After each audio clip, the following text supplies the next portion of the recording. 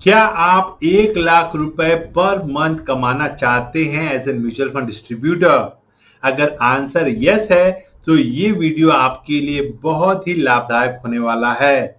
इस वीडियो में मैं आपको वो इंफॉर्मेशन, वो इंसाइट देने वाला हूं जिससे आपकी जर्नी 1 लाख रुपए पर मंथ की बहुत आसान होने वाली है। Hello everyone, I'm Shobit. I'm a FinBiz growth expert and founder of FinBiz Growth Club. We are an aspiring community of new age mutual fund distributors who are determined to change how India invests. So चलिए पहले बात करते हैं कि अगर आपको 1 लाख रुपए per month कमाना है तो आपको क्या क्या चीजों का ध्यान रखना चाहिए। सबसे पहली बात है, अगर आपको 1 लाख रुपए हर महीने कमाना है तो आपको एयूएम बिल्ड करना है। कितना एयूएम बिल्ड करना है हम उसके बारे में बात करेंगे। दूसरा चीज आपको ध्यान रखनी है वो ये कि उस एयूएम पे आप कितना कमा रहे हैं। उसके लिए जो सबसे इंपॉर्टेंट चीज आपको ध्यान रखनी है वो ये कि आपका सीपीए क्या है। सीपीए मतलब commission as a percentage of assets. पहले तो आपको एयूएम बिल्ड करना है और एयूएम में ये भी आपको ध्यान रखना है कि भैया उसमें आपका सीपीए क्या बन रहा है। अगर सपोज आपका एयूएम 1 करोड़ का है और उस पे अगर आपका जो कमीशन बन रहा है वो 1% का बन रहा है तो आपका सीपीए 1% है। आपका एयूएम 1 करोड़ का है, उसमें आपका जो ब्रोकरेज बनेगा वो 1 लाख रुपए का सालाना बनेगा। तो आपको ये बात बहुत क्लियर होनी चाहिए पहली कि भैया मेरा एयूएम कितना है और मेरा सीपीए नंबर कितना है। अगर आपको सीपीए नंबर के बारे में अधिक जानकारी चाहिए तो मैंने इसके लिए एक डिटेल वीडियो बनाया है। मैं चाहता हूं कि आप इस वीडियो को देखें, उसका लिंक मैं आपको यहां छोड़ दूंगा। लेकिन आपको अपना सीपीए नंबर पता होना बहुत बहुत जरूरी है कि आपका जो एसेट्स है उस पे आपको कितने परसेंटेज का कमीशन बन रहा है। मोस्ट ऑफ द इंफॉर्मेशन जो आपको मिलती है as a mutual fund distributor उसमें आपको स्कीम वाइज कमीशन पता होता है, लेकिन आपका टोटल एसेट पे क्या कमीशन बन रहा है वो आपको जानना बहुत जरूरी है।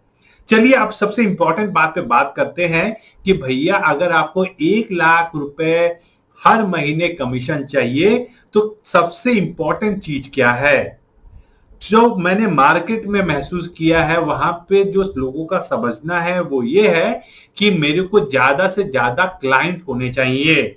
अगर मेरे पास ज्यादा क्लाइंट है तो मेरा कमीशन भी ज्यादा बनेगा। लेकिन हम अक्सर ये भूल जाते हैं दोस्तों कि जो कमीशन मिलता है वो एयूएम पे मिलता है, न कि क्लाइंट पे मिलता है। इसका मतलब क्या कि अगर मेरा एक ही क्लाइंट मेरे को इतना एयूएम दे दे जिससे मेरा जो कमीशन है वो बढ़ जाए तो मेरे को ज्यादा क्लाइंट की जरूरत नहीं पड़ेगी। इसका मतलब क्या है, बॉटम लाइन ये है कि अगर आपको अच्छा कमीशन कमाना है तो आपको नंबर ऑफ क्लाइंट से ज्यादा वॉल्यूम ऑफ बिजनेस पे ध्यान देना चाहिए। अगर आपको एक कस्टमर मिल गया जो आपको 100 करोड़ रुपया देने के लिए रेडी है तो आपका जो कमीशन पर मंथ बनता है वो 1 लाख से बहुत ज्यादा का भी बन सकता है। तो आपको ये ध्यान देना पड़ेगा। मैंने इसके लिए आप एक सिंपल कैलकुलेशन बनाई है। मैं चाहता हूं कि आप इस कैलकुलेशन पे ध्यान देखें ताकि आपको समझ में आए कि आपको अपना बिजनेस कैसे स्ट्रक्चर करना चाहिए। तो जो पहला इंफॉर्मेशन मैं आपके साथ शेयर करना चाहता हूं दोस्तों वो ये है कि पहले आपको इस गेम प्लान को समझना है। तो चलिए समझते हैं कि आपका जो एयूएम है आज की डेट में 1 करोड़ का है और जो आपका सीपीए नंबर जो हम बात कर रहे थे, सीपीए नंबर क्या है, ये जो कमीशन है जो आपके एयूएम पे मिल रहा है ना। आपको ये समझना पड़ेगा कि अगर आपका एयूएम 1 करोड़ का है तो आपका जो वो 1 करोड़ का एयूएम है वो सिर्फ एक स्कीम से नहीं है, उसमें आपके पास 8, 10, 15 स्कीमें होंगी। तो वो सारी स्कीमों का कमीशन रेट दूसरा डिफरेंट होगा। अगर सारी स्कीमों का कमीशन रेट डिफरेंट है तो आपको ये पता करना है कि सबका मिला के आपका कमीशन क्या बन रहा है और उसी को हम सीपीए कहते हैं, commission as percentage of asset. आपका एसेट 1 करोड़ का है, उसमें आपका सीपीए नंबर इस एग्जांपल में हमने 1% लिया है। ये 1% के हिसाब से जो आपका साल का ब्रोकरेज बनेगा वो 1 लाख का बनेगा। 1 करोड़ मल्टीप्लाई बाई 1% जो है वो आपको 1 लाख दे रहा है। लेकिन हमें चाहिए क्या? हमें चाहिए इतना एयूएम जहां पे हमारा जो कमीशन हो वो 12 लाख का हो जाए, ताकि मुझे 1 लाख पर महीने का कमीशन आए। तो यहाँ पे मुझे क्या करना पड़ेगा? यहाँ पे मुझे 12 करोड़ का एयूएम बनाना पड़ेगा। अगर मैं 12 करोड़ का एयूएम बनाता हूं दोस्तों, तो मेरे को और हर महीने 1 लाख रुपए आ जाएंगे। लेकिन यहाँ पे आपको ध्यान देने वाली बात है वो ये कि जो आपका ये सीपी नंबर है, अगर ये 1% से कम है, लेकिन चलिए एक एग्जांपल लेते हैं, 0.80% है, तो आप देखिए आपको कितना एयूएम की जरूरत पड़ेगी। तो ये आपको समझना है कि आपका सीपीए नंबर अगर कम होता है तो आपका जो एयूएम की रिक्वायरमेंट होगी 1 लाख पर मंथ कमीशन प्राप्त करने की, वो बहुत ज्यादा होगी। ओके, तो ये आपको समझना पड़ेगा।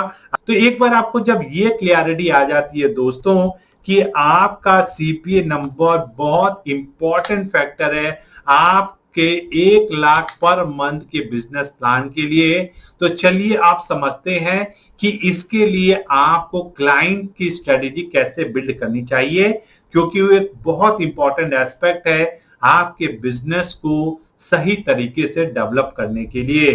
तो एक बार मेरे को समझ में आ गया कि अगर मेरे सीपीए नंबर जो है 1% का है, तो मुझे 12 करोड़ का एयूएम बिल्डअप करना है, ताकि मेरा को जो ब्रोकरेज आए वो 1 लाख रुपए पर मंथ का आए। अगर ये सीपीए नंबर कम है तो क्या होगा? तो मुझे ज्यादा एयूएम चाहिए तब, ताकि मेरे को 12 लाख का कमीशन साल का बन पाए। तो जो मैजिक नंबर है वो ये है कि मेरे को 12 लाख का कमीशन 1 साल में आना चाहिए, ताकि मेरे को हर महीने 1 लाख की ब्रोकरेज आ जाए। एक बार इसके लिए क्लियर है, तो चलिए दूसरे इंपॉर्टेंट एस्पेक्ट पे बात करते हैं कि इसके लिए हमको स्ट्रेटेजी क्या बनानी है, कैसे हम बिजनेस को प्लान करें ताकि मेरे को 12 लाख रुपए का कमीशन आए।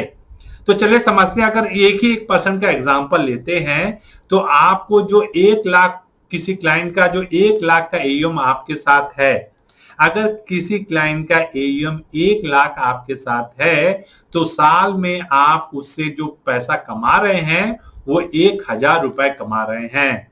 अगर आपके पास सिर्फ 1 लाख के क्लाइंट हैं जिनका एयूएम 1 लाख है, तो आपको 1200 क्लाइंट्स की जरूरत पड़ेगी, जिससे आपको 12 लाख रुपए साल के कमीशन बनेगी। अगर आपके पास 5 लाख एयूएम का कोई कस्टमर है, ऐसा एक कस्टमर है जिसका 5 लाख का इन्वेस्टमेंट आपके पास है, तो साल में आप उसे 5000 रुपए कमा रहे हैं, और उसके ऐसे आपको 240 क्लाइंट की जरूरत पड़ेगी। इसी तरह से अगर आप देखें, तो अगर आपके पास कोई 1 करोड़ के अगर आपके पास कस्टमर हैं, तो सिर्फ 12 कस्टमर से आपका ये काम हो जाएगा। तो जैसे मैंने आपको बताया कि जैसे जैसे आपको वॉल्यूम पे अगर आप ध्यान दें, तो आपको नंबर ऑफ क्लाइंट्स की रिक्वायरमेंट कम पड़ेगी। अगर आपके पास बड़े कस्टमर हैं तो आप 12 क्लाइंट से कर सकते हैं, छोटे कस्टमर हैं तो आपको 1200 क्लाइंट की जरूरत पड़ेगी। और आप दूसरी इंपॉर्टेंट चीज, जैसे मैंने आपको बताया था दोस्तों, आपको ये भी याद रखना है कि आपका सीपीए नंबर क्या है। अगर ये सीपीए नंबर 0.7% का है, तो आप देखें कि आपका जो ये रिक्वायरमेंट है ये और ज्यादा बढ़ जाता है, तो इस पे भी आपको ध्यान देने की जरूरत है ना। एक बार आप इसके पे क्लियर हो गए, तो जो लास्ट पीस ऑफ एडवाइस मैं आपको देना चाहता हूं वो ये है कि आपको ये बात समझना है दोस्तों कि as a mutual fund distributor क्या आप 1200 क्लाइंट्स को सर्विस देने के लिए रेडी हैं? अगर आंसर आपका नो है, तो आपको अपनी बिजनेस स्ट्रेटेजी चेंज करनी पड़ेगी।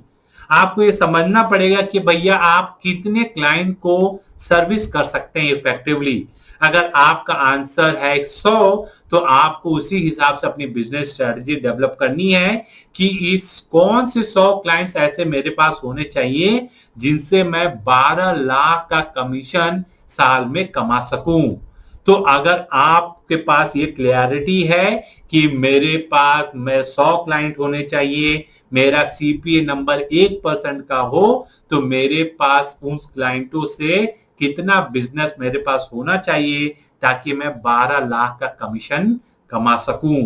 दूसरी इंपॉर्टेंट इनसाइट में जो आपके साथ शेयर करना चाहता हूं वो ये कि आपको ये भी समझना है कि जो भी आपके पास एग्जिस्टिंग क्लाइंटल्स हैं उनकी प्रॉफिटेबिलिटी क्या है आपके पास। सपोज आपके पास एक कस्टमर है जो 1000 रुपए की एसआईपी आपके साथ कर रहा है, एक साल में वो 12,000 का बिजनेस आपको देता है। अगर आप उसका साल का एवरेज निकाले तो 6,000 का होता है। अगर आप उस पे 1% का भी कमीशन कमा रहे हैं तो आपका जो कमीशन साल का बनता है वो 60 रुपए का बनता है। जो क्वेश्चन आपको अपने से पूछना है कि क्या ये क्लाइंट मेरे लिए प्रॉफिटेबल है। अगर वो क्लाइंट आपके लिए प्रॉफिटेबल नहीं है दोस्तों, तो आपको अपनी स्ट्रेटजी चेंज करनी चाहिए। तो हमको एक पहली बात जो समझनी है वो ये है दोस्तों कि एक क्लाइंट मुझे कितना कमा के दे रहा है, और दूसरी स्ट्रेटजी आपको ये समझनी है कि अगर मुझे साल का 12 लाख का कमीशन कमाना है तो मेरे को कितने क्लाइंट्स चाहिए या मैं कितने क्लाइंट्स को हैंडल कर सकता हूं इफेक्टिवली, और उस हिसाब से आपको अपनी बिजनेस स्ट्रेटजी डेवलप करनी चाहिए। तो सबसे पहले आपको अपना CPA number that is commission as a percentage of assets पता होना चाहिए।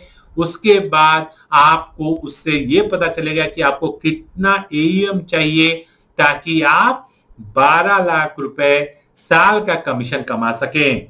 और एक बार आप वो नंबर पता कर पाते हैं तब आपको बैकवर्ड्स वर्क करना है कि अब इस एईएम के लिए मुझे कितने क्लाइंटल्स चाहिए, या अगर आप चाहते हैं कि आप सिर्फ 100 क्लाइंट्स को मैनेज करें तो आपको डिसाइड करना है कि उस 100 क्लाइंट्स के कितना एईएम होना चाहिए ताकि आप एक अच्छी सर्विस के साथ एक अच्छा बिजनेस डेवलप कर पाएं।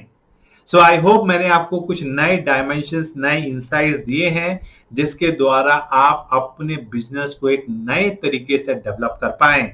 अगर आपको ये इंफॉर्मेशन पसंद आई हो, अगर आपको ये इंफॉर्मेशन से एक नया डायमेंशन मिला हो, तो प्लीज हमारे चैनल को सब्सक्राइब करें, थम्स अप को क्लिक करें ताकि जब भी हमारे पास कुछ नई इंफॉर्मेशन शेयर करने को हो आप पहले हो जिनको ये इंफॉर्मेशन पता चले। Thank you for watching. I am going to meet you next time. Please take care. God bless.